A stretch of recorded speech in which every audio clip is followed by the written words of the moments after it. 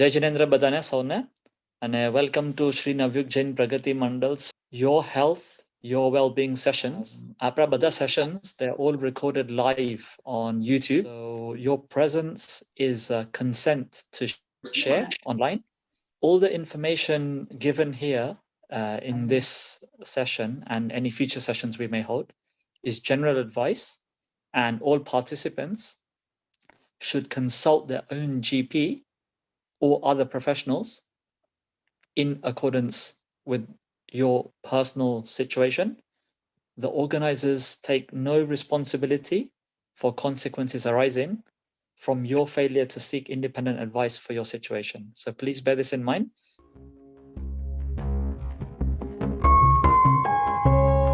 Speaker છે doctor Pratikbhai Shah.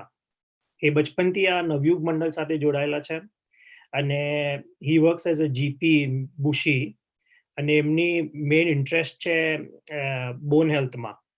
And today what he is going to do is he is going to share આપણા સાથે એમની expertise કે આ બોનની જે હાડકાઓની આપણે કેવી રીતે પ્રોટેક્ટ કરવા, એમને કેવી રીતે એમનું ધ્યાન રાખવાનું ઘરે બેસીને.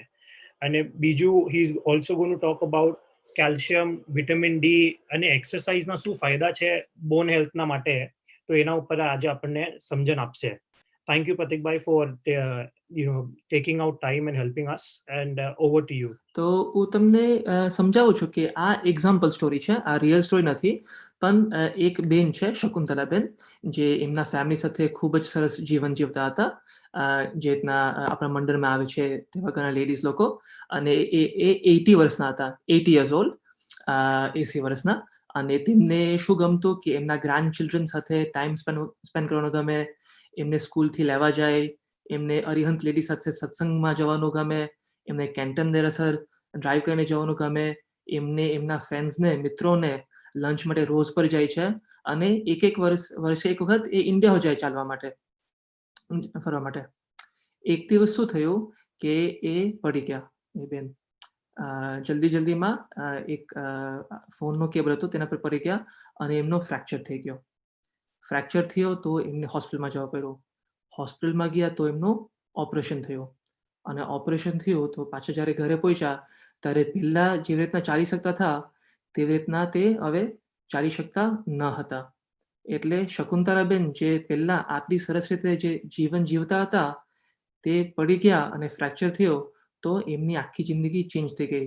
ન હવે એમના ચિલ્ડ્રન સાથે એ સ્કૂલથી લેવા જઈ શકે છે, એમને જો દેરાસર જવું હોય તો કોઈની પાસે લિફ્ટ માંગવા પડે, અને જો ઇન્ડિયા જવું હોય તો ખૂબ જ અઘરું લાગે છે.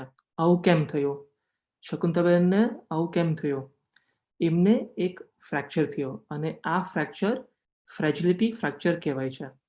આનું શું મતલબ કે આપણે એવું એક્સપેક્ટ કરીએ છીએ કે જો આપણે ઊભા હોય અને આપણે જો પડી જઈએ તો આપણને ફ્રેક્ચર ન થવો જોઈએ. પણ આપણા જો બોન્સ સ્ટ્રોંગ ન હોય તો આપણને આવો ફ્રેક્ચર થઈ શકે. અને આનું શું નામ કે તમારો જો બોનનો સ્ટ્રેન્થ ઓછો હોય તો એને ઓસ્ટિયોપોરોસિસ અથવા ઓસ્ટિયોપિનિયા કહેવાય છે. ઘણા લોકોને બહુ જ કન્ફ્યુઝન થાય છે કે ઓસ્ટિયોપોરોસિસ અને ઓસ્ટિયોઆર્થરાઇટિસ આ બે વસ્તુમાં ફરક શું છે. બિકોઝ સાંભળવામાં તો એ ખૂબ જ સિમિલર છે અને બહુ લાંબા વર્ડ છે, એટલે આપણે કન્ફ્યુઝ થઈ શકીએ. સૂરજ બાફનાજીએ જે અમને ટોક આપેલો હતો એમાં એમને સમજાવેલું કે જે બે બોન્સના વચ્ચે જે જોઈન્ટ હોય એમાં જે પેન થતું હોય અને એમાં જે વેર એન્ડ ટેર થાય છે તેને આર્થરાઇટિસ કહેવાય છે. અને ઓસ્ટિયોપોરોસિસ એનો એવો મતલબ કે બોનનો જે સ્ટ્રેન્થ જે હોય તે ઓછો થઈ જાય. આમાં આપણને પેન નથી થતો એટલે આને સાયલન્ટ કન્ડિશન કહેવાય છે.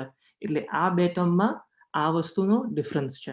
પછી તમે પૂછશો કે પ્રતિકભાઈ આ ઓસ્ટિયોપોરોસિસ અને ઓસ્ટિયોપિનિયા આ બે ટર્મમાં શું અંતર છે? ટર્મ્સના મતલબ તો બહુ સિમિલર છે કે બંનેનો એવો મતલબ કે તમારા બોનનો લોસ થયેલો છે, કે તમારા હાડકાં વીક થઈ ગયેલા છે. પણ એનો મેઇન ડિફરન્સ એવું કે ઓસ્ટિયોપિનિયામાં એ જરાક છે અને ઓસ્ટિયોપોરોસિસમાં એ વધારે છે. બસ એટલો જ ડિફરન્સ છે આ બે ટર્મ્સમાં. તમને જો બોન લોસ જો થયેલો હોય તો તમારો ફ્રેક્ચર થવાનો રિસ્ક વધે છે, પણ એવું નથી કે તમને થવાનો જ છે, એટલે ગેરંટી નથી.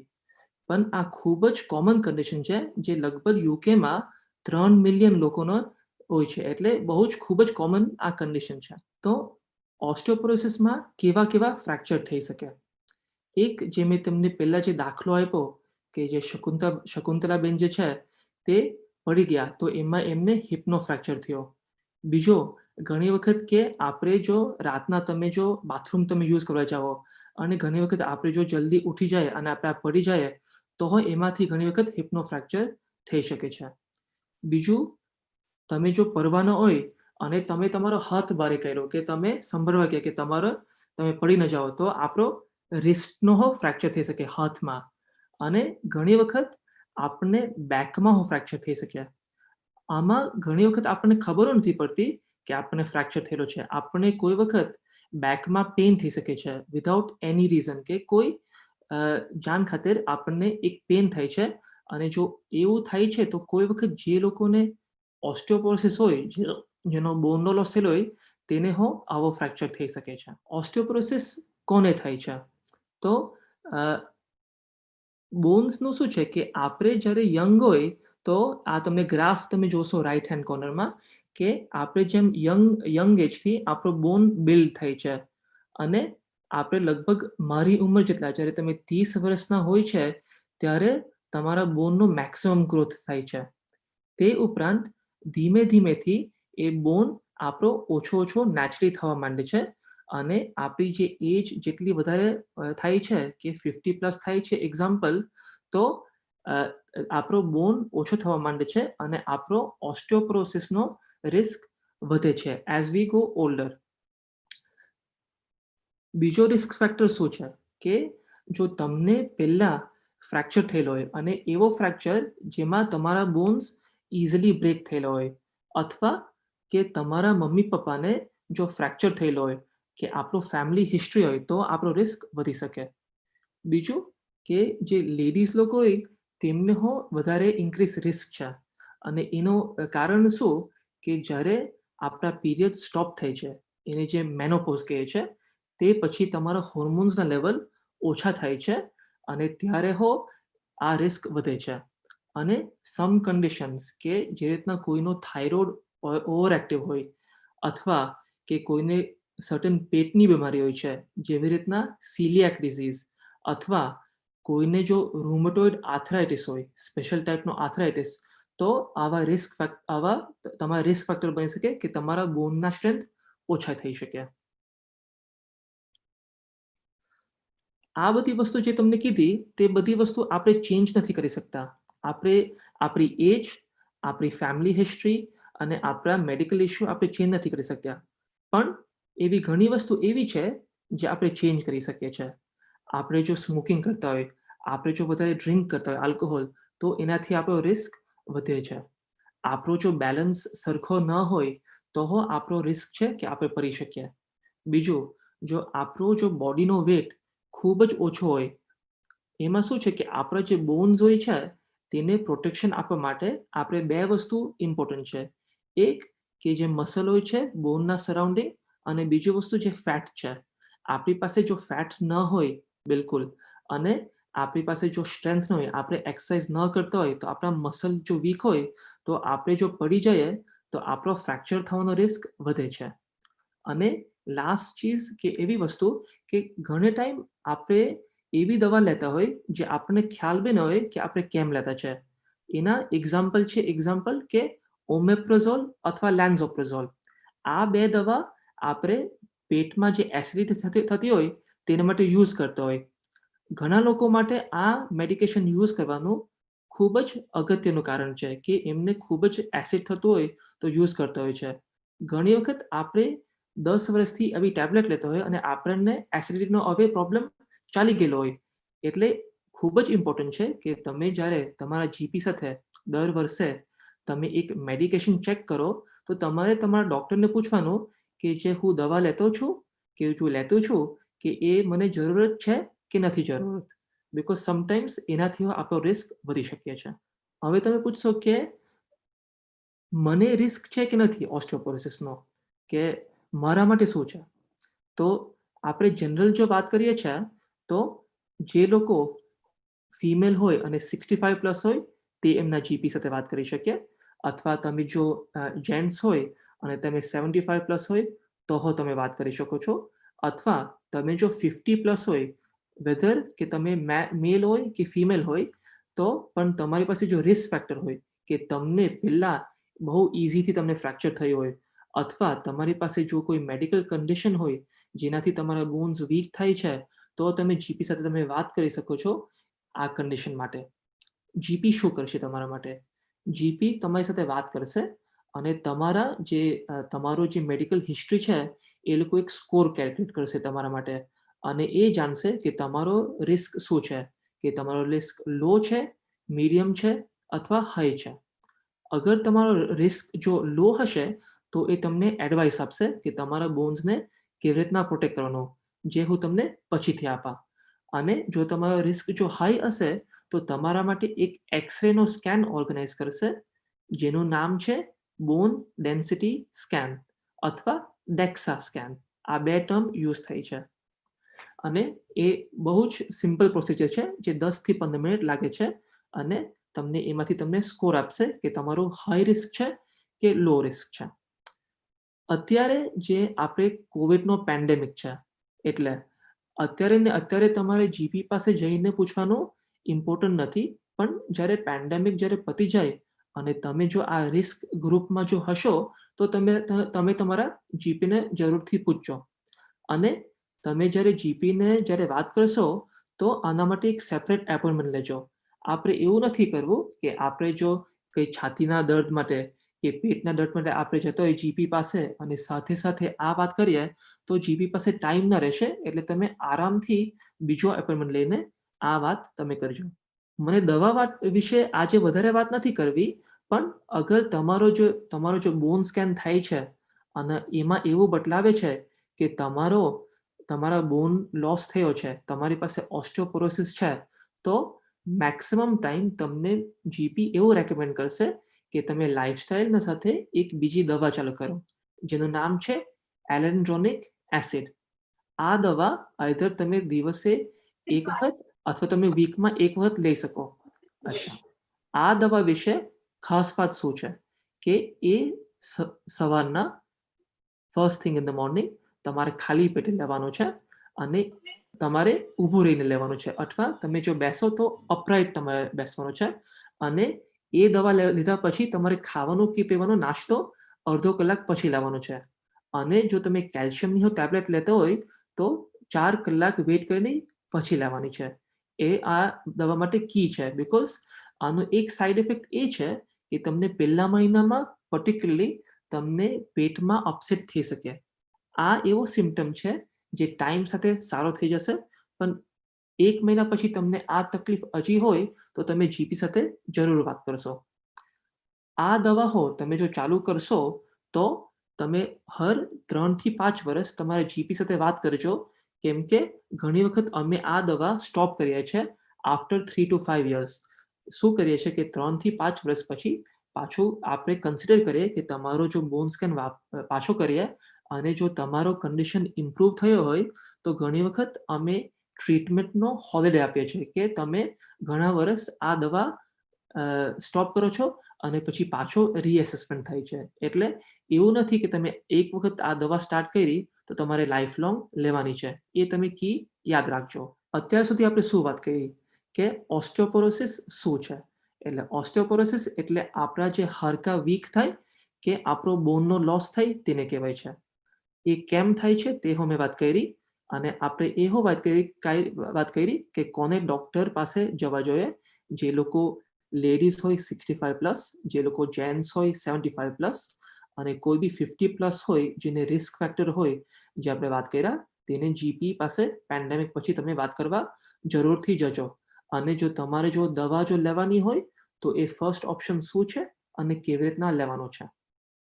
પણ આજે મને શું ઇમ્પોર્ટન્ટ તમારી સાથે વાત કરવી છે કે આપણે નેચરલી ઘરે બેસતા શું વસ્તુ કરી શકીએ જેનાથી આપણે આપણા બોનને પ્રોટેક્શન આપી શકીએ અને હોપફુલી તમને દવાથી દૂર રાખીએ તેવો આપણે પ્રયત્ન કરશું. આપણા બોનને પ્રોટેક્ટ કરવા માટે 3 વસ્તુ ખૂબ જ ઇમ્પોર્ટન્ટ છે. પહેલું કેલ્શિયમ, બીજું વિટામિન ડી અને ત્રીજું એક્સરસાઇઝ. આ 3 વસ્તુ ખૂબ જ ઇમ્પોર્ટન્ટ છે અને હું આ 3 ચીજ વિશે હું તમને ડિટેલમાં હવે વાત કરીશ. પહેલી વસ્તુ કેલ્શિયમ. કે કેલ્શિયમ એવી વસ્તુ છે જે આપણા બોનને સ્ટ્રેન્થ આપે છે અને એને મજબૂત રાખે છે, એટલે ખૂબ જ ઇમ્પોર્ટન્ટ છે. અને આપણા બોડીમાં જેટલું કેલ્શિયમ છે તેનું 99% આપણા બોન્સમાં છે, એટલે બહુ જ અગત્યનું છે. કેલ્શિયમ આપણને કેવી રીતના મળે છે? 2 રીતે આપણે લઈ શકીએ. આઈધર આપણા ડાયટમાં અથવા આપણે સપ્લિમેન્ટ કે ટેબ્લેટ લઈ શકીએ કેલ્શિયમ માટે. મોટા ભાગના લોકોને લગભગ 700 મિલીગ્રામ કેલ્શિયમ જોઈએ છે. અને અગર તમારી પાસે ઓસ્ટિયોપોરોસિસ હોય કે તમે રિસ્ક ગ્રુપમાં હોય તો તમારે કેલ્શિયમ વધારે લેવો જોઈએ. એટલે લગભગ તમારે 1000 મિલીગ્રામ અથવા 1 ગ્રામ કેલ્શિયમ તમારો ડેલીનો ઇન્ટેક થવા જોઈએ. તો તમે પૂછશો કે પ્રતિકભાઈ કેલ્શિયમ કયા ફૂડમાં આવે છે? તો કેલ્શિયમ ડેરી પ્રોડક્ટ્સમાં ખૂબ જ આવે છે. જે રીતના પનીર ચીઝ છે તેમાં 300 મિલીગ્રામ કેલ્શિયમ આવે છે. પછી દૂધમાં ઘણું કેલ્શિયમ આવે છે, ચીઝમાં કેલ્શિયમ આવે છે, પિઝામાં આવે છે. પણ આ ટોક પછી તમે અને દૂધપાકમાં આવે છે. પણ તમે આ ટોક સાંભળ્યા પછી એવું નહીં કહેતા કે પ્રતિકભાઈએ મને એવું કીધું કે તમે પનીર ખાજો, તમે પિઝા ખાજો અને તમે હોટ ચોકલેટ રોજ પીજો. એવી વસ્તુ નથી. આપણે એકદમ બેલેન્સ ડાયટ લઈને આપણે કેલ્શિયમનો ઇન્ટેક લેવાનો છે. હું તમને એક્ઝામ્પલ આપું છું કે જે મેં લિસ્ટ બનાવેલું છે અહીંયા કેલ્શિયમના ફૂડમાં, કે એવા ઘણા બધા હેલ્ધી ફૂડ હોય છે જેમાં કેલ્શિયમ મળે છે. એક્ઝામ્પલ, આપણે જો ટોફુ ખાઈએ છીએ તેમાં ઘણું બધું કેલ્શિયમ આવે છે. અગર આપણે વીગન ડાયટ લેતા હોય તો ઘણા જે મિલ્ક આવતા હોય, ઓટ મિલ્ક, સોયા મિલ્ક, તેમાં એ લોકો કેલ્શિયમ એક્સ્ટ્રા એડ કરતા હોય તો એમાં ઘણું કેલ્શિયમ આવતું હોય છે. પછી યોગર્ટમાં કેલ્શિયમ આવે છે અને પોરેજમાં કેલ્શિયમ છે. તે ઉપરાંત આપણને અંજીરમાં કેલ્શિયમ ઘણું આવે છે, સેસમે સીડ્સમાં ઘણું કેલ્શિયમ આવે છે, બેક બીન્સમાં, અને આપણે રોટલી ખાઈએ છીએ તેમાં કેલ્શિયમ આવે છે. તે ઉપરાંત આપણને બ્રોકોલી, પછી ગ્રીન બીન્સ, આપણે કેબેજ, કોબી, પછી ટોમાટો, પછી રાજમા, ચના, પાસ્તા, ભાત ખાઈએ છે અને નટ્સ, એમાં ઘણું બધું કેલ્શિયમ આવે છે. અને ચિયા સીડ્સમાં ખૂબ જ કેલ્શિયમ આવે છે. હું તમને એક એક્ઝામ્પલ આપું છું કે આપણે હેલ્ધી વગર રોજ ચીઝ ખાધા વગર કે વગર પિઝા ખાધા વગર આપણે કેવી રીતના કેલ્શિયમ લઈ શકીએ. દાખલા તરીકે આપણે સવારના જો પોરેજ ખાઈએ છીએ દૂધ સાથે કે વીગન દૂધ સાથે તો આપણને 200 મિલીગ્રામ મળી શકે. આપણે અંજીર ખાઈએ તો 100 મિલીગ્રામ, એટલે આપણે સવારનો જ 300 મિલીગ્રામ આપણને કેલ્શિયમ મળી ગયો. તે ઉપરાંત આપણે જો રોટલી અને શાક ખાઈએ છીએ, એક રોટલી અને એક શાક, તો આપણને આસાનીથી 100 મિલીગ્રામ કેલ્શિયમ મળે છે. આપણે સ્નેકમાં કોઈ યોગર્ટ ખાઈએ છીએ તો આપણને 200 મિલીગ્રામ પાછું કેલ્શિયમ મળે છે. અને સાંજના આપણે ખાઈએ પાછું રોટલી કે શાક તો આપણને પાછું 100-200 મિલીગ્રામનું કેલ્શિયમ આપણનું ઇન્ટેક થઈ શકે. એટલે મારો મીનિંગ શું છે આ વસ્તુમાં, કે જો આપણે એકદમ બેલેન્સ ડાયટ ખાશું રોજ, તો આપણે કાઉન્ટ નથી કરવાનું કે કેટલું કેલ્શિયમ છે, પણ આપણને આપણા રોજની વસ્તુમાં આપણને કેલ્શિયમ મળી શકે છે, જેનાથી આપણો બોનનો હેલ્થ મેન્ટેન કરી શકે છે. મેઇન થિંગ ઇઝ કે વી હેવ બેલેન્સ ડાયટ, જેનાથી આપણને ઇનફ કેલ્શિયમનું ઇન્ટેક થઈ શકે છે. અને મોટા ભાગના લોકોએ સપ્લિમેન્ટ ન લેવા પડે એવું છે. બીજી વસ્તુ જે ખૂબ ઇમ્પોર્ટન્ટ છે બોનના હેલ્થ માટે છે વિટામિન ડી. મોટા ભાગના લોકો જે આ કન્ટ્રીમાં જે એશિયન લોક છે તેના વિટામિન ડી લો હોય છે, અને એના ઘણા બધા કારણ છે. પહેલું કારણ કે યુકેમાં જે ક્લાઇમેટ છે, જે વાતાવરણ છે, એના લીધે આપણને વિટામિન ડી ફક્ત 5 મહિનામાં જ મળે છે. બિટવીન માર્ચ થી સપ્ટેમ્બર આ મહિનામાં જ મળે છે. એ મંથ્સના બારે from September, October, November, December, January, February, March આપણને વિટામિન ડી નથી મળતો. એટલે જે ઇન્ડિયામાં જે આપણને જો ઓલમોસ્ટ આખા વર્ષમાં જે વિટામિન ડી મળે છે તે આ કન્ટ્રીમાં આપણને નથી મળતો. એટલે આ કન્ટ્રીમાં વિટામિન ડી નો ડેફિશિયન્સી વધે છે. અને જો વિટામિન ડી જો આપણી પાસે બોડીમાં ન હોય તો જે આપણે કેલ્શિયમ ખાઈએ તેને આપણે એનું એબ્ઝોર્પ્શન, આપણે એનું પચાન ન કરી શકીએ. તો આપણા બોન પર નેગેટિવ હાનિકારક ઇફેક્ટ કરી શકે છે. તો તમે હવે પૂછશો કે આપણે વિટામિન ડી કેવી રીતના લઈ શકીએ છીએ. તો આના 3 ઉપાય છે. એક સનલાઇટથી, બીજા ખાવાનામાંથી અને ત્રીજું સપ્લિમેન્ટ્સમાંથી. ઘણા લોકો પૂછે કે આપણે કેટલું સનલાઇટ જોઈએ છે, કેટલું રિક્વાયર્ડ છે. તો લગભગ આપણને દિવસમાં 2 વખત, જ્યારે સમરના મંથ્સ હોય તો દિવસમાં 2 વખત 10 મિનિટનો ડાયરેક્ટ એક્સપોઝર આપણે લેવા જોઈએ. એટલે એક્ઝામ્પલ જો આપણે આપીએ કે આપણે બહાર કપડાં સુકાવા જઈએ, આપણે ગાર્ડનમાં કામ કરતા હોય, આપણે કશે શોપ્સમાં ચાલવા જઈએ કે આપણે દિવસે ચાલવા જઈએ, તો આપણને એકદમ નેચરલી વગર વિચારીએ આપણને વિટામિન ડી નો સોર્સ મળી શકે છે. આપણે ઘરમાં બેસે, આપણે કન્ઝર્વેટરીમાં ઘરમાં બેસેલા હોય તો ગ્લાસથી ઘણો બધો વિટામિન ડી બ્લોક થઈ જાય છે. એટલે ખૂબ ઇમ્પોર્ટન્ટ છે કે આપણે ઘરમાં ન બેસીએ અને બહારે બેસીએ. એટલે એવું નથી કે આપણે કન્ઝર્વેટરીમાં બેસીએ તો આપણને મળી શકે છે. સન સૌથી સ્ટ્રોંગ હોય સવારના 11 થી 3 વાગ્યા સુધી બપોરના. એટલે એ પીરિયડમાં આપણે એવોઇડ કરવા જોઈએ, અને જ્યાં બને બેટર તો આપણે સવારના અવર્સ અથવા સાંજના અવર્સમાં આપણને બેટર રહેશે. આપણે જો બહારે બીચ પર કે પિકનિક પર જવાનો હોય તો આપણે સનક્રીમનો યુઝ કરવા જોઈએ. બીકોઝ આપણે જો વધારે ટાઈમ જો સનમાં જો રહેશું તો સ્કિન કેન્સરનો રિસ્ક વધશે. એટલે આપણે લિમિટમાં સન લેવો જોઈએ, અને જો વધારે ટાઈમ માટે જવાનો હોય તો તમે સનક્રીમનો ઇસ્તેમાલ જરૂરથી કરજો. વિટામિન ડી આપણા ફૂડમાં ખૂબ જ ઓછું મળે છે. આપણે મોટાભાગના વેજીટેરિયન, જૈન અથવા વીગન ડાયટ ફોલો કરીએ છીએ આપણા મંડળમાં. આ ફૂડ્સમાં ખૂબ જ ઓછું આવે છે.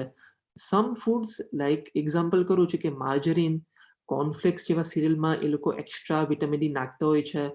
સમ મશરૂમના ટાઈપ્સ, દૂધ, યોગર્ટ, એવા પ્રોડક્ટ્સમાં થોડા વિટામિન ડી આવે છે, પણ એટલું ઇનફ નથી આવતું કે જ્યારે આપણને સન મળતો હોય કે આપણે ખાવાનામાંથી લઈ શકીએ છીએ. એ ખૂબ જ અઘરું છે. એટલે નોર્મલી અમે એવું રેકમેન્ડ કરીએ છીએ કે તમે આઈધર આખો વર્ષ અથવા વિન્ટર મંથ્સમાં તમારે વિટામિન ડી લેવો જોઈએ, અને એ સપ્લિમેન્ટ લેવા જોઈએ. વિટામિન ડી કેટલું લેવા જોઈએ? એટલે જો હું જોતો છું કે હમણાં કે રશિકાંત કાકી ચેક કરતા છે કે એમનું કેટલું વિટામિન ડી એમાં કેટલું છે. તો આપણે જે લોકો બહારે જતા હોય, જે ઘરથી આપણે જે નોર્મલ જે લોકો ડે ટુ ડે નીકળતા હોય, તેને 10 માઇક્રોગ્રામ, આ જે બોટલ જે છે તમે જોશો ફોટોમાં કે 10 માઇક્રોગ્રામ્સ અથવા 400 ઇન્ટરનેશનલ યુનિટ્સ, એનો એટલો તમારો એટલો વિટામિન ડી હોવો જોઈએ. પણ તમે જો ઘરમાંથી જો ન નીકળતા હોય કે તમે જો નર્સિંગ હોમમાં રહેતા હોય તો તમારે વધારે વિટામિન ડી લેવાનું જરૂર છે. એટલે તમારે ડબલ ક્વોન્ટિટી જોઈશે. એટલે તમને 800 યુનિટ ઇન્ટરનેશનલ યુનિટ અથવા 20 માઇક્રોગ્રામ્સ તમારે લેવા જોઈએ. વિટામિન ડી આપણને એમેઝોન અથવા કોઈ બી કેમિસ્ટમાંથી તમે બાય કરી શકો છો. તમને પ્રિસ્ક્રિપ્શનની જરૂરત નથી. ઘણા લોકો વિટામિન ડી આખો વર્ષ લે છે, અને કોઈ લોકો જે વિન્ટર મંથ્સમાં છે સપ્ટેમ્બર થી એપ્રિલમાં લે છે. અને બીજો ઉપાય એ છે કે તમે જો કેસી અંકલ સાથે તમે ઇન્ડિયા ચાલી જાઓ વિન્ટરમાં તો તમને ફ્રીમાં આ વિટામિન ડી મળી શકે છે. જે મેં પહેલા વાત કરી કે આપણે જે એક્સરસાઇઝ કરીએ છીએ તો એક્સરસાઇઝથી આપણા બોન્સ મૂવ થાય છે, એને સ્ટ્રોંગ રાખે છે, અને તે ઉપરાંત આપણા મસલ્સો બિલ્ડ થાય છે, જેના લીધે આપણા બોનને સપોર્ટ સારી રીતે મળી શકે. એટલે ખૂબ જ ઇમ્પોર્ટન્ટ છે કે આપણે બોન્સને સ્ટ્રોંગ રાખીએ. એનો સાયન્ટિફિક કારણ છે કે મારી મમ્મી મને કહે છે કે તું રોજ ઘરમાં કામ કર, અને મારી બા મને કહે છે કે તું રોજ 2 પ્રતિક્રમણ કર. બીકોઝ આનાથી આપણા બોન્સ અને આપણા મસલ્સ યુઝ થાય છે, અને આનાથી આપણે હેલ્થી લાઈફ જીવી શકીએ છીએ. આપણે જેવા ઘરડા થયા છે તો આપણો બોનનો સ્ટ્રેન્થ ઓછો થાય છે. એટલે ખૂબ જ ઇમ્પોર્ટન્ટ છે કે જેટલું આપણો એજ થાય તો આપણે એક્સરસાઇઝ ચાલુ રાખવાની ખૂબ જ ઇમ્પોર્ટન્ટ છે. આપણે કેવા એક્સરસાઇઝ કરવાના છે? તો એવા 2 ટાઈપના એક્સરસાઇઝ છે. એક એને કે વેટ બેરિંગ, એટલે આપણા પગ પર આપણે જો ઊભા રહીએ તેવી એક્સરસાઇઝ. એટલે કે આપણે વોકિંગ કરીએ, આપણે જોગિંગ કરીએ, આપણે રનિંગ કરવા જઈએ, આપણે ક્રિકેટ રમીએ, બેડમિન્ટન કરીએ, તેવા એક્સરસાઇઝ. અને બીજા એવા એક્સરસાઇઝ જેમાંથી આપણે મસલને સ્ટ્રેન્થ કરીએ, કે આપણે જે વેટ ટ્રેનિંગ કરતા હોય, આપણે બેન્ડ લઈને આપણે જે ઇલાસ્ટિક બેન્ડ લઈને આપણે જે એક્સરસાઇઝ કરતા હોય, અથવા આપણે જે પુશઅપ કે પ્રેસઅપ કરતા હોય તેવા. અને હોપફુલી આપણા મંડળના સૂરજ બાફના જે છે તે અમને હેલ્પ કરશે કે કેવા એક્સરસાઇઝ કરવા જોઈએ જેનાથી આપણે આપણા મસલ્સને સ્ટ્રેન્થ કરી શકીએ. પછી તમે કહેશો કે કેટલું એક્સરસાઇઝ કરવા જોઈએ અને કેવું એક્સરસાઇઝ. મેઇન થિંગ શું છે કે તમારા હેલ્થ પ્રમાણે તમારે એક્સરસાઇઝ કરવા જોઈએ. એવું નથી કે તમે જો 90 યર્સ ના હોય કે હું તમને એવું કહું છું કે તમારે કાલે 5 કિલોમીટરનો મેરેથોન કરવાનો છે. ઇમ્પોર્ટન્ટ એ છે કે તમારી જેટલી સગવડ હોય, તમારી જેટલી એબિલિટી હોય તે પ્રમાણે તમે એક્સરસાઇઝ કરો. એટલે જો તમારા પાસે કઈ ઇશ્યુ ન હોય તો તમે જોગિંગ, તમે જમ્પિંગ, તમે ફૂટબોલ, ક્રિકેટ રમવા તમે જઈ શકો છો. તમને જો બેક પેન થતું હોય, તમારાથી વધારે ન થતું હોય તો તમે ખાલી 20 મિનિટ વોક કરવા જાઓ તો તમારા માટે સારું છે. અને તમારાથી જો એ બી ન થતું હોય કે તમે જો સોફા પર જ મેક્સિમમ તમે રહી શકો છો કે તમારાથી વધારે ન થતું હોય તો તમે ટીવી જોતા તમે દર 1 કલાકે 2-3 મિનિટ માટે તમારે ઊભું થઈ જવાનું તો તમારો એક્સરસાઇઝ થોડો થઈ શકે છે એમાંથી. અને એ તમારે રોજ તમારે આવું એક્સરસાઇઝ કરવા જોઈએ. અને જે આપણે મસલ સ્ટ્રેન્થનિંગ એક્સરસાઇઝ કરીએ છીએ તો આપણે લગભગ 20 થી 30 મિનિટ કરવા જોઈએ, જેમાં આપણે લેગ્સ, આર્મ્સ અને સ્પાઇન, આપણા બેક, આપણા પગ અને આપણા હાથને આપણે ટાર્ગેટ કરવા જોઈએ. અને બધા દિવસે નહીં પણ લાઈક મંડે, વેન્સડે, ફ્રાઈડે આપણે ઓલ્ટરનેટ ડેઝ પર આપણે પ્લાન કરી શકીએ. એક રોયલ ઓસ્ટિયોપોરોસિસ સોસાયટી છે, ફ્રી વેબસાઇટ છે, જે ખૂબ જ સરસ એક્સરસાઇઝ બતાવે છે કે તમે બેસીને અથવા ઊભું થઈને કેવી રીતના એક્સરસાઇઝ કરી શકો. તમે જો પહેલા ફોટોમાં જોશો કે કોઈ બેસેલું છે અને કોઈ ઊભું છે તો તમે કેવી રીતના એક્સરસાઇઝ કરી શકો છો. એમાં એવું બતાવે છે કે તમે વોર્મઅપ કેવી રીતના કરી શકો, તમે બોન અને મસલને કેવી રીતના સ્ટ્રેન્થન કરી શકો, તમારું સ્ટેડીનેસ તમે કેવી રીતના પોસ્ચરને કેવી રીતના ઇમ્પ્રૂવ કરી શકો અને આપણે બેક માટે કેવી રીતના ધ્યાન રાખી શકીએ એવા સરસ એક્સરસાઇઝ છે. તો હું એડવાઇસ કરું છું કે તમને જ્યારે બી ચાન્સ મળશે તો તમે આ વેબસાઇટ પર જજો અને હું મારા સ્લાઇડ્સ શેર કરીશ તો તમે જોઈ શકો છો કે તમારા ઘરે બેસે આવા સિમ્પલ એક્સરસાઇઝ તમે કરી શકો છો. તો બસ આ મારો ફાઇનલ સ્લાઇડ છે આજનો કે આપણે આપણા બોન્સને કેવી રીતના હેલ્ધી રાખી શકીએ છીએ. એટલે હું સમરી કરું છું કે પહેલું કે આપણે એકદમ હેલ્ધી બોડી વેટ રાખવું જોઈએ. એવું બી નહીં હોવું જોઈએ કે આપણે ખૂબ જ ઓવરવેટ હોઈએ કે આપણે એકદમ જાડા હોય, પણ એવું બી ન હોવું જોઈએ કે આપણે એકદમ અંડરવેટ હોય કે આપણે પડી જાય તો આપણને ફ્રેક્ચર થઈ શકે. આપણે એક્સરસાઇઝ કરવા જોઈએ. આપણે એ નેચરલ રીતે કરી શકીએ કે આપણા મમ્મી પપ્પાને આપણે હેલ્પ કરી શકીએ. આપણે નવયુગના ઇવેન્ટમાં આવેલા હોય તો આપણે એવું વિચારવું જોઈએ કે આપણે જો ચેર જે મૂકશું સાઈડમાં તો આપણી એક્સરસાઇઝ થતી છે, આપણને ફ્રી એક્સરસાઇઝ મળતી છે. આપણે પૌષ્ટિક આહાર ખાવો છે જેમાં કેલ્શિયમ હોય છે. આપણે બેલેન્સ ડાયટ ખાશું તો આપણે કેલ્શિયમ નેચરલી આવી જશે. જ્યારે સમર મંથ્સ હોય ત્યારે આપણે ડ્રાયર નથી યુઝ કરવાનો, આપણે બારે કપડાં સુકાવવાના છે જેનાથી પૈસા બચશે અને આપણને ફ્રી વિટામિન ડી મળશે. અને આપણે સ્પોર્ટ્સ રમવા જોઈએ જો આપણાથી જો થતું હોય તો. વિટામિન ડી નો સપ્લિમેન્ટ આપણે વિન્ટરમાં લેવા જોઈએ. સ્મોકિંગ અને આલ્કોહોલ આપણે લિમિટ કરવા જોઈએ. જે લોકો ઘરડા હોય તેને આપણું બેલેન્સ અને પોસ્ચર આપણે ખૂબ ઇમ્પોર્ટન્ટ તરીકે રાખવા જોઈએ. બિકોઝ જેનો પોસ્ચર કે બેલેન્સ સરસ ન હોય તો એ લોકોને પડવાની રિસ્ક વધારે હોય. એટલે તમારા જો પેરેન્ટ્સ આવા હોય તો તમારે એમના ઘરમાં જોવા જોઈએ કે એવા કોઈ હેઝાર્ડ છે જેમાં એ પડી શકે છે તો તમે એને સ્ટોપ કરી શકો છો. દર વર્ષે તમારા જીપી સાથે તમારો જ્યારે મેડિકેશન રિવ્યુ થાય છે તો તમે પૂછજો કે આ દવા લેવાની મારે જરૂરત છે કે ન છે. અને તમને જો આ ટોક પછી લાગતું હોય કે તમે હાઈ રિસ્ક ગ્રુપમાં હોય તો આપણું પેન્ડેમિક પછી તમે જીપી પાસે જરૂરથી જજો અને વાત કરજો કે મને કદાચ એવો રિસ્ક છે કે ઓસ્ટિયોપોરોસિસ છે અને તમારો જીપી તમને વધારે એડવાઇસ કરશે. બસ આજનો મારો ટોક હતો. Thanks for listening. Thank you Pratikbhai, that was really amazing. તમે એકદમ સિમ્પલ રીતે આવું એક્સપ્લેન કર્યું છે. There is a take away message here. તો આજના આપણા સ્પોન્સર છે Insight Financial Limited. Thank you for sponsoring the event today. Insight Financial Limited મારી કંપનીનું નામ છે. હેરો ઓપિનરમાં રહું છું. Thanks for inviting me in Navyug Mandal.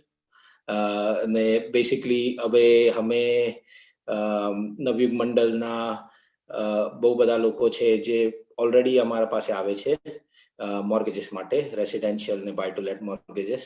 અને આપણે મોર્ગેજીસ ટેલર કરીને જે પણ લેન્ડર સૂટ થતું હોય ક્લાયન્ટના રિક્વાયરમેન્ટ્સના હિસાબથી એ આપણે કરી આપીએ.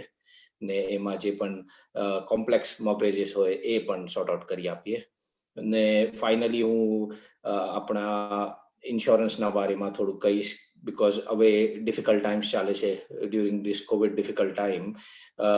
આપણે આપણા લવ્ડ વન્સ ને એમના ઇન્ટરેસ્ટમાં થોડુંક ખ્યાલ રાખીને લોકોને લાઈફ ને ક્રિટિકલ ઇન્સ્યોરન્સ હવે બહુ વધારે ઇમ્પોર્ટન્ટ થઈ ગયું છે.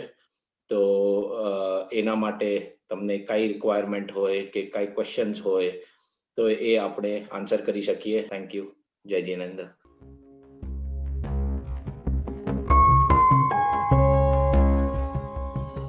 So the first question is, જે તમે કીધું છે કે વિટામિન ડી લેવાનું, એનું આપણે બ્લડ ટેસ્ટ કરાવીને લેવાનું કે વિધાઉટ બ્લડ ટેસ્ટ આપણે લઈ શકીએ, અને અગર બ્લડ ટેસ્ટ કરાવવું તો ક્યારે કરાવવાનું? Yeah, I think for in this our country માં મોટા ભાગે many Asian people ને આપણે વિટામિન ડી નો deficiency હોય છે, અને જો વિટામિન ડી નો deficiency ન બી હોય તો we should be taking vitamin D regardless. તો એવું નથી કે we have to have a blood test. So I would recommend કે we don't do any blood test for vitamin D. Normally actually ઘણા એરિયામાં NHS માં એ લોકો વિટામિન ડી ના ટેસ્ટ નથી આપતા, because એ એટલું કોમન છે વસ્તુ, અને it should be something we should be having regardless આપણા for the bones health in general. તો એવું જરૂર નથી કે we have to do blood test. It is better just to either take the supplement daily basis પર, either winter months માં, or તમે જો risk માં હોય તો you should be taking all year round. અગર કોઈ લેક્ટોસ ઇન્ટોલરન્ટ હોય તો એ લોકોએ શું લેવાનું? આ સેમ દવા લેવાની અને સેમ જે બધી જે ચીજો તમે કીધી છે એ જ, કે is there anything specific which they can do? So I'm not sure if the vitamin D tablets, if there's lactose in the tablets, that I'm not sure 100%. But in terms of calcium, કે તમે જો calcium ના જો slides જોશો તો એમાં ઘણી બધી વસ્તુ છે, like all plant based, કે vegan diet માં હો, how you can have enough calcium in your diet. So there are many options, like chia seeds છે તેમાં ખૂબ જ આવે છે, ચણા, રાજમા, પછી spinach, broccoli, all vegetables, rotli, so it is very easy to have the intake of calcium from your diet itself. In terms of vitamin D, of course summer months માં તમે sunshine માં તમે રહેશો તો you will get natural vitamin D. અને tablets, I would just check with the pharmacist. અગર જો lactose intolerance માટે જો ન હોય તો they may be an alternative, but I can look it up afterwards. But top of the head I don't know if it's not suitable. કે અગર D3 અને કેલ્શિયમ આપણે એક્સેસમાં લઈએ, વધારે પ્રમાણમાં અગર બોડીમાં થઈ ગયું તો એનો કઈ નેગેટિવ ઇફેક્ટ છે બોડી પર કે નથી? અને બીજું, when do we know that we stop? કે આ કન્ટિન્યુઅસ જ લેવાનું કે પછી there is a way we can decide કે હવે આ સ્ટોપ કરવાનું? So it's actually quite hard. If you're not taking ખૂબ જ high level supplement ન લેતા હોય તો chance of toxicity કે આપણે જો high level જવાનું એ ઓછો રહેતો હોય. એટલે જે normally આપણે જો example જે 400 units જે છે 10 micrograms, અથવા જે લોકો ઘરે રહેતા હોય તેને 20 micrograms અથવા 800 international units હોય, તમે એ જો લેતા હોય તો તમે chance is very minimal કે તમે તમારું ઓવર વિટામિન થઈ જાય, because વેજીટેરિયન ડાયટમાં ફૂડમાંથી આપણને ખૂબ જ ઓછું મળે છે. there is so minimal vitamin D કે risk of going very high is low. So it's not necessary to worry about having too much vitamin D from that perspective. So I would recommend taking that. But ઘણા લોકો એવા છે કે they only use the supplement in the winter months, કે summer માં એ લોકોને ખ્યાલ છે કે એ લોકો બહાર જવાના છે, they're going to be have an outdoor active lifestyle, so they stop taking supplements in the winter months.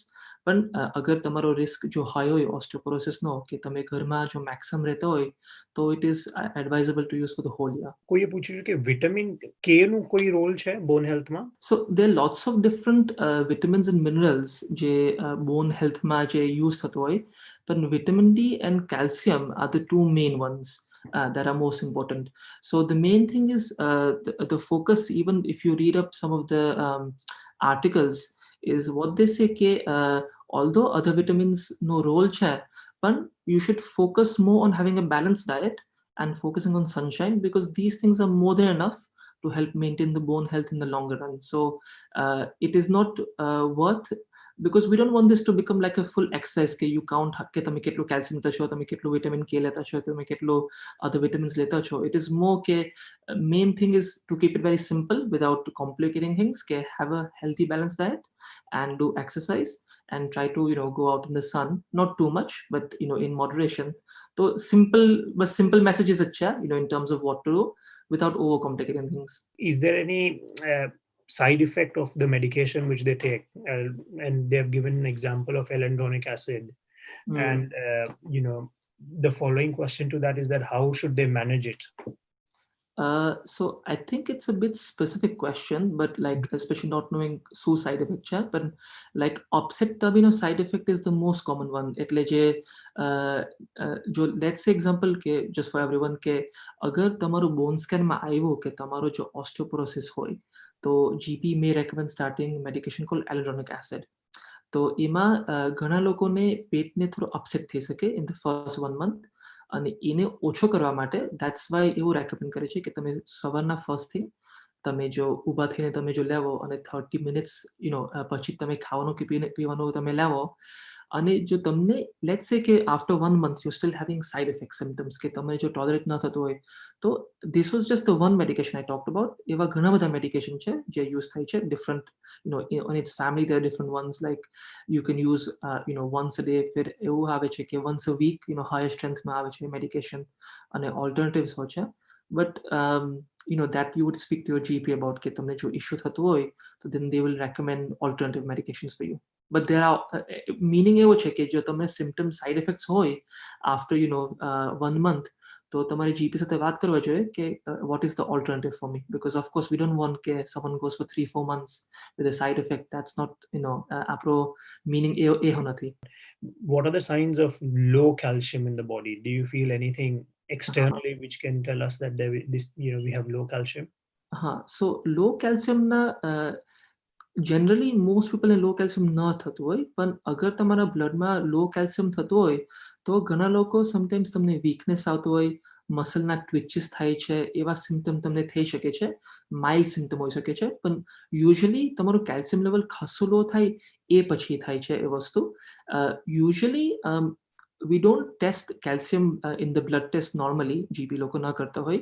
પણ like mention જે કર્યું કે આપણું જો balance જો diet હોય છે તો મોટા ભાગના લોકો should have enough calcium from the dietary intake to maintain the bone health.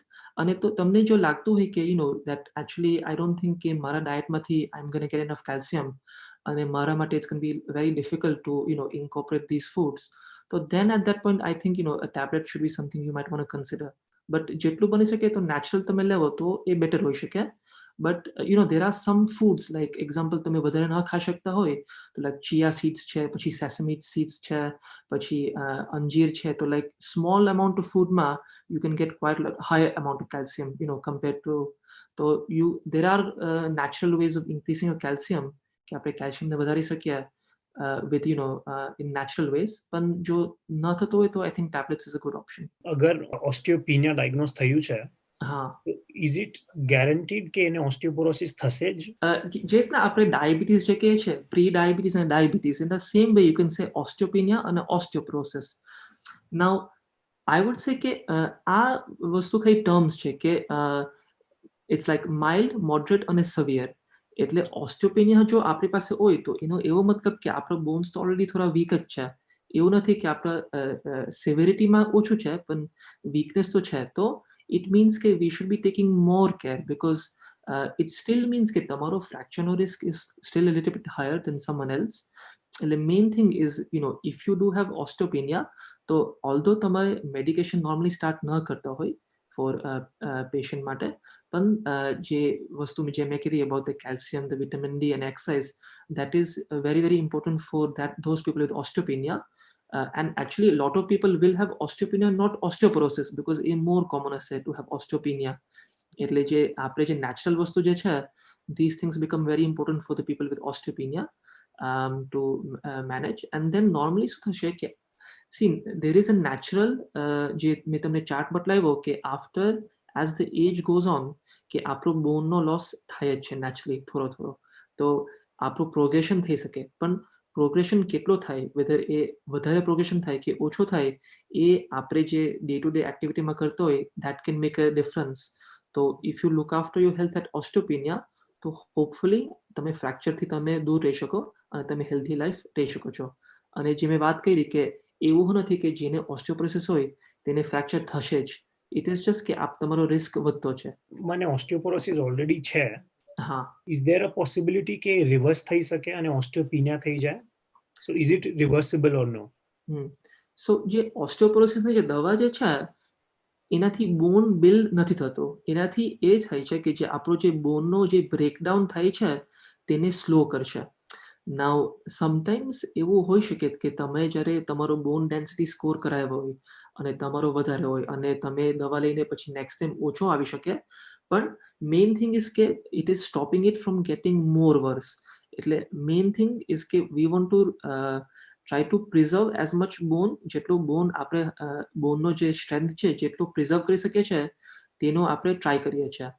એટલે પોઈન્ટ ઇઝ કે ઇટ ઇઝ અનલાઇકલી કે તમારું ઓસ્ટિયોપોરોસિસ રિવર્સ થઈ શકે છે, પણ વધારે વર્સ થવાથી આપણે સ્ટોપ કરીએ એવું ટ્રાય કરીએ છીએ. કે લોંગ વિન્ટર્સ નું કોઈ ઇફેક્ટ છે બોન પેન ઉપર? Is there any effect of long winters on bone pains? So ઓસ્ટિયોપોરોસિસમાં આપણને એકચ્યુઅલી બોનનો પેન નથી થતો. સો ઓસ્ટિયોપોરોસિસનો એવો મતલબ કે આપણો બોનનો જે ડેન્સિટી જે છે એ ઓછો થાય છે. પણ ઓસ્ટિયોઆર્થરાઇટિસમાં સો યુ નો એક્ઝામ્પલ કે દેટ ઇઝ એમાં તમને પેન થઈ શકે છે. એટલે ટોપિક ઇઝ વેરી ડિફરન્ટ, પણ ઓસ્ટિયોપોરોસિસમાં there is no difference in terms of weather એ વિન્ટર પેન થાય જ નહીં છે. ત્યાં જે કીધું કે વીકમાં એકવાર જે પેલી ટેબ્લેટ લેવાની હોય છે બોન માટે, તો એના પછી કેલ્શિયમની હાફ એન અવર પછી ના લઈ શકાય, 4 કલાક પછી જ લેવી પડે? એટલે જે આપણે જે તમે ઇલેક્ટ્રોનિક એસિડ લેતા છો દવા, હા, તો લેટ્સ સે કે તમે સવારના તમે પહેલા ઉઠીને તમે ઇલેક્ટ્રોનિક એસિડ લીધી, એના અડધો કલાક પછી તમે નાસ્તો કર્યો, બરાબર? હા, પછી તમે કેલ્શિયમ જો સેમ ટાઈમે લેશો ને તો એનો એબ્સોર્પ્શન એટલો ન થાય. એટલે આપણે એવું કરીએ કે જો તમે સવારના જો લેતા હોય ને તમે જો ઇલેક્ટ્રોનિક એસિડ, તો પછી તમે કેલ્શિયમની જે ટેબ્લેટ છે તે તમે લંચ ટાઈમ પછી તમે લઈ શકો, તો એનો એબ્સોર્પ્શન કેલ્શિયમનો વધારે સારી રીતે થઈ શકે. એટલે સેમ ટાઈમે નથી લેવાનું. બીજું એક કે બનાનામાં પણ કેલ્શિયમ વધારે મળે ને? બનાનામાં પોટેશિયમ માટે ગુડ છે. પોટેશિયમ કેલ્શિયમ માટે મે બી તે મને એક્ઝેક્ટ નથી ખબર કે કેટલું કેલ્શિયમ છે. It's not a high calcium food, પણ એમાં perhaps small amount of calcium આવી શકે. પણ આપણે જે ડેલી જે આપણે ખોરાકમાં મોર ગ્રીન વેજીટેબલ, આપણે જે બદામ ખાતા હોય એ બધી વસ્તુમાં વધારે આવતું હોય કેલ્શિયમ. બનાનામાં પોટેશિયમ સારું આવે. સ્પેસિફિક ફોર વિન્ટર ને સ્પેશિયલી લોકડાઉનમાં જે you cannot go out, obviously wintersમાં sun not છે, it's difficult to get any sun out during December, January, February time. So during this time especially, is there a separate diet to be taken? Calcium to, like we said, ke diet ma to, if you have a balanced diet, hopefully you would get the enough calcium. But vitamin D ma particularly ke I would recommend ke UK માં તમે, because આપણા ડાયટમાંથી like the certain foods માં જે આવતું હોય like cornflakes માં આવે છે, like what they do કે certain foods માં લોકો vitamin D add કરતા હોય extra, like જે cornflakes ખાતા હોય, પછી sometimes like children's ના foods હોય તેમાં એ લોકો add કરતા હોય, especially that children get all the right vitamins and minerals. તો એ તમે જો add કરશો ને તો you still do not normally get enough intake. અને sometimes like તમે જો if you have too much like margarine કે butter જેમાં લોકો vitamin D add કરતા હોય તો એટલું healthy હોને, it's not healthy for you also. So ideal તો શું હોય કે તમે winterમાં as a minimum you take vitamin D supplements, and then if you are having good sunlight outside winter months, then you can stop taking the vitamin D supplements for that period. And particularly કે એવું નથી કે not even just winter, but જે sun આપણા UK માં between like only between like end of March, April થી September એ ટાઈમમાં જ આપણે vitamin D sunlight માંથી મળે છે. તો એ ટાઈમ પછી we're not getting hardly any vitamin D from the sun itself. તો ખૂબ જ ઓછું we don't have vitamin D enough in our body. આપણું બોડી જ્યારે જે સમર મંથ્સમાં જે વિટામિન ડી મળે છે તો આપણું બોડી સ્ટોર કરી શકે છે વિટામિન ડી ને. So we do use the store, જે આપણો સ્ટોર થયેલો હોય vitamin D over the summer months, એનો યુઝ થાય છે over time. But still it is ideal કે આપણે વિન્ટરમાં જે આપણે નીકળતા ન હોય, આપણે ઘરમાં વધારે રહેતા હોય તો સપ્લિમેન્ટ લેવાનું it is ideal. But calcium માટે I would try to avoid if possible. When you say that exercise we should do આપણે જેના બોનને સ્ટ્રેન્થ કરવા માટે, એમાં કોઈ સ્પેસિફિક એક્સરસાઇઝ એવી ખરી કે જેના વધારે ફાયદા હોય જસ્ટ ફોર ધ બોનને સ્ટ્રેન્થ, હાડકાને મજબૂત કરવા માટે?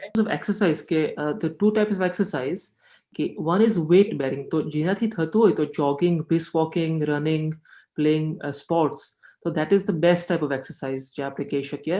પછી walking is also good, but જો if you are able to, so this is a better type of exercise ideally. પછી જે that is like weight bearing કે આપણે આપણા બોડી પર જે વેટ મૂકે છે. અને બીજું કે મસલ સ્ટ્રેન્થનિંગ, એટલે સમટાઈમ્સ પીપલને પ્રેસઅપ કરવાનું ડિફિકલ્ટ પડતું હોય કે અથવા વેટ્સ કરવાનું ડિફિકલ્ટ લાગતું હોય, પણ મોસ્ટ પીપલથી લાઈક જે ઇલાસ્ટિકનો મસલ રેસિસ્ટન્સ બેન્ડ હોય તો મોટાભાગે ઘણા બધા લોકો યુઝ કરી શકે છે. તો that is good thing to do. This Royal Osteoporosis Society website, it's a free website, પણ આમાં બધા વિડીયો છે કે ઇઝીલી કે જે લોકો ચેર પર હોય તે કેવી રીતના કરી શકે એક્સરસાઇઝ, અને ઉભા રહીને હું કેવી રીતના એક્સરસાઇઝ કરી શકીએ, અને પર્ટિક્યુલરલી કે તમારા બોન્સ માટે જે સ્ટ્રેન્થ કરવા માટે there are some specific exercises જે વિડીયોઝમાં છે. બીજી એક યુએસની વેબસાઇટ છે નેશનલ ઓસ્ટિયોપોરોસિસ ફાઉન્ડેશન, તેમાં ખૂબ સરસ ઇન્ફોર્મેશન છે, ઇઝી લેંગ્વેજમાં તમે એક્સેસ કરી શકો છો. Which part of the body absorbs the sun best? હા, સો આપણી બોડીમાં સૌથી બિગેસ્ટ ઓર્ગન ઇઝ આ સ્કિન. સ્કિન એનીવે જ્યાં આપણું સ્કિન જે હોય છે ત્યાંથી we can absorb vitamin D. So આપણે જો બારે કપડાં સુકાવા જાય તો આપણે જો કોટ પહેરીને જાય, આપણે જો ફૂલી કવર્ડ હોય તો આપણા ફેસમાંથી જ આપણને વિટામિન ડી મળશે. પણ આપણે જ્યારે જો બારે બેસતા હોય તો આપણે ટી શર્ટમાં જઈએ કે આપણે વેસ્ટમાં જઈએ કે શોર્ટ્સમાં હોય તો આપણો બોડીનો સરફેસ એરિયા ખૂબ વધી જાય, જ્યાંથી આપણે વિટામિન ડી લઈ શકીએ છીએ. તો આઈડિયલી કે આપણે સમર મંથ્સમાં જ્યારે ઠંડા હોય ત્યારે વેન યુ ગો આઉટ, તમે વોક માટે જતા હોય કે ગાર્ડનમાં હોય તો તમે શોર્ટ્સમાં કે ટી શર્ટમાં જો હોય તો એ આઈડિયલ પડી શકે. પણ લેટ્સ સે કે તમે સાડી પહેરતા હોય કે તમે સૂટ પહેરતા હોય તો તમે તમે જો સ્લીવલેસ પહેરતા હોય તો તમે સ્લીવ્સને ઉપર કરી શકો છો, તો એનાથી તમારો સરફેસ વધી શકે છે. તમે બહાર હોય તો તમે સ્લીપર્સને કરી શકો છો મોજા કરીને, તો તમારું એ રીતે તમારું બોડીનો સરફેસ એરિયા વધારે મળશે. બીકોઝ એક્ઝામ્પલ કે લાઈક મિડલ ઇસ્ટમાં જે લોકો બુરખામાં હોય છે લેડીઝ, તે લોકોને ઇશ્યુ થઈ શકે કે ઇવન હોટ વેધરમાં તમારું જો બોડી એક્સપોઝ ન હોય વિટામિન ડી થી તો તમને વિટામિન ડી ન મળશે. એટલે જેટલો એક્સપોઝ કરી શકો છો તમારા અનુકૂળતા પ્રમાણે તે આપણે ટ્રાય કરવા જોઈએ. There's one more question કે સ્ટ્રેન્થ ટ્રેનિંગ કર્યા પછી અગર બોડી એક થાય છે બહુ બધું, તો એનું કોઝ શું છે અને what can be done to manage it considering bones are aching as well? Let's સે આપણે જો એક્સરસાઇઝ ન કરતા હોય અને આપણે ક્રિકેટ ફૂટબોલ રમવા જાય અને નેક્સ્ટ દિવસે આપણને ખૂબ જ બોડીમાં દુખે છે, તો એનો એવો મતલબ કે આપણી બોડીની કન્ડિશનિંગ ઇઝ નોટ રાઈટ કે આપણે એક્સરસાઇઝ ન કરી હોય. આઈ એમ શ્યોર કે તમને બધાને એવો દાખલો હશે કે આપણે ગરબામાં ગયા હોય અને નેક્સ્ટ દિવસ આપણને ખૂબ જ દુખે છે ફર્સ્ટ ટાઈમ, પછી જેમ વીક પ્રોગ્રેસ થાય તો આપણા બોડીમાં એટલું દુખતું નથી as time goes on. So naturally your body builds it up. તમે જો એક્સરસાઇઝને બિલ્ડઅપ કરો, તમારાથી જેટલું થતું હોય કે તમને જો ખૂબ જ દુખતું હોય તો તમે એકદમ સ્લોલી તમે સ્ટાર્ટ કરો કે લેટ્સ સે કે તમે જે હાથમાં તમે વોટરની બોટલ લીધું અને તમે એનું ઉચેક્યું એક્ઝામ્પલ, તો તમે એટલું કરો અને તમને જ્યારે કમ્ફર્ટેબલ ફીલ થાય કે તમે એનાથી આગળ વધી શકો છો તો then you can increase. અને તમને જો ન કમ્ફર્ટેબલ હોય તો you can stay at that level. Main thing is કે તમે તમારા ability pramane what you can do, that's important. If someone's taken a dose એના પછી immediately 1000 unit a day શરૂ કરવાનું કે એમાં કઈ is there a way to address this? So I think મોટા ભાગે આ ક્વેશ્ચન કરે આવતો હોય is that ઘણા લોકોના વિટામિન ડી ના બ્લડ ટેસ્ટ થતા હોય અને જો વિટામિન ડી માં જો લો આવતો હોય ને તો એવરી એરિયામાં ગાઈડલાઇન્સ અલગ હોય છે, પણ તમારા એરિયામાં એવા ગાઈડલાઇન્સ હશે કે તમે પહેલા હાઈ ડોઝથી તમે સ્ટાર્ટ કરો રિપ્લેસ કરવા માટે, અને once the vitamin D is replaced, then they would normally suggest કે you go on to maintenance regime of your treatment. એટલે તમારો કેસ પર કોમેન્ટ કરવાનું ડિફિકલ્ટ હશે, પણ તમને if તમે જો અનશ્યોર હોય કે તમારો વિટામિન ડી કેવી રીતના લેવાનો છે તો મોટાભાગના જીપી સર્જરીમાં લાઈક તમારો જ્યારે એન્યુઅલ રિવ્યુ થાય છે તો તમે પૂછી શકો છો, અથવા તમને જો ક્વેશ્ચન હોય તો યુ કેન એક ઈ કન્સલ્ટેશન કરીને એક ટૂલ છે કે તમે જીપીના વેબસાઇટ પર તમે જઈને તમે પૂછી શકો કે મારો ક્વેશ્ચન છે કે મારો જે વિટામિન ડી છે કે how do I use it, because તમારો જે રેજીમ હશે it would be tailored કે તમારે એરિયામાં જે રીતના કરતા હશે એ પ્રમાણે they will plan your vitamin D treatment. But this situation happens more once you had a blood test. પણ જે મેઇન વાત કરી કે do you need a blood test? I would say કે મોટાભાગના લોકો does not need a blood test, કે we should just be taking vitamin D regardless. Vitamin D tablets are and there is some form of liquid also which people are taking. So is there any difference in between those, or is it okay to take any of them? And why do we have different, a tablet versus a liquid? Normally NHS માં આપણે કઈ બી દવા લેતા હોય કે અથવા આપણે કેમિસ્ટમાં જાય તો આપણે બે વસ્તુ જોઈએ કે એક તો તમારી કન્વીનિયન્સ અને બીજું cost.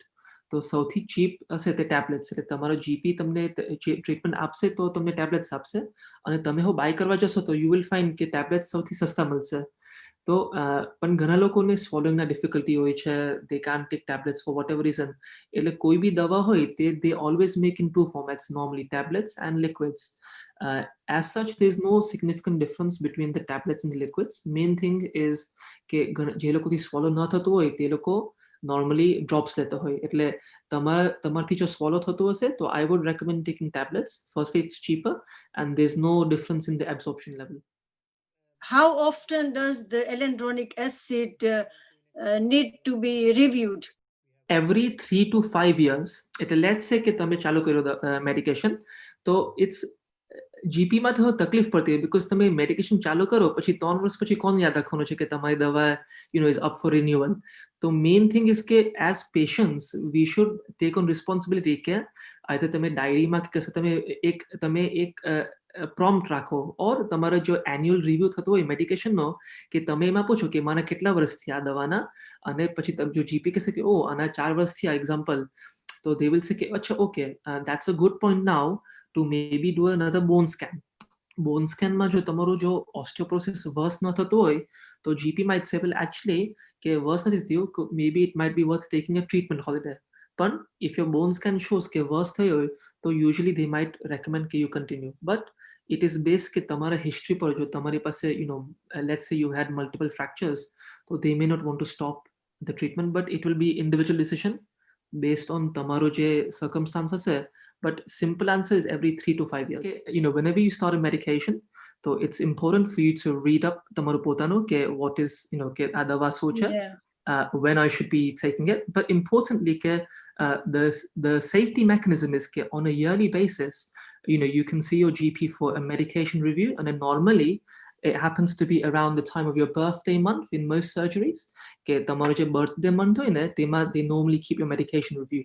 Again, every GP practice is different, but what you can do is around your birthday તમારે યાદ રાખવાનું કે તમે GP સાથે, અથવા sometimes even like તમારે GP માં હવે pharmacist હોય છે ઘણા લોકો, તો તમે pharmacist સાથે appointment book કરી જો તમારે GP surgery માં હોય, so you can book a medication review and you can just go for your medication on a yearly basis. What I want to know is with calcium tablets, there are certain foods that interacts with calcium, and you should try avoiding taking those food because it reduces the absorption of calcium tablets, like spinach, for example. So can you recommend any food which you can take with calcium tablets that actually doesn't reduce the absorption of calcium?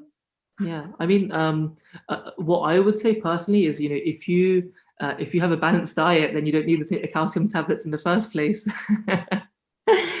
But otherwise, I don't know the specific foods that I don't normally recommend get them a certain foods na level.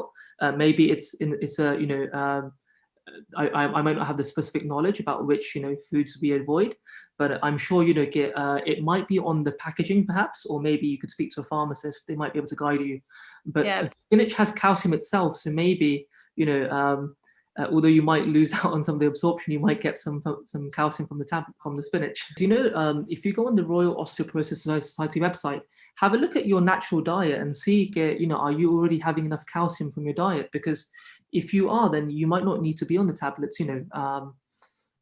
And let's say, for example, if you are taking the calcium tablets and you're having some reduction from some of the foods you're having, though, you don't actually, if let's say your calcium tablets have 1,000 milligrams of calcium, and you're having, you might not be having the full, 700 milligrams of calcium, but even if you have 300, so even if it reduces your intake, you probably have enough calcium. Thanks a lot, Pratik Bhai, for such a well-explained talk. I will hand over to Pushpak Bhai. On behalf of SNJPM and EC Committee, I would like to take this opportunity to thank Dr. Pratik Shah for his valuable inputs on today's topic, how to protect your bones.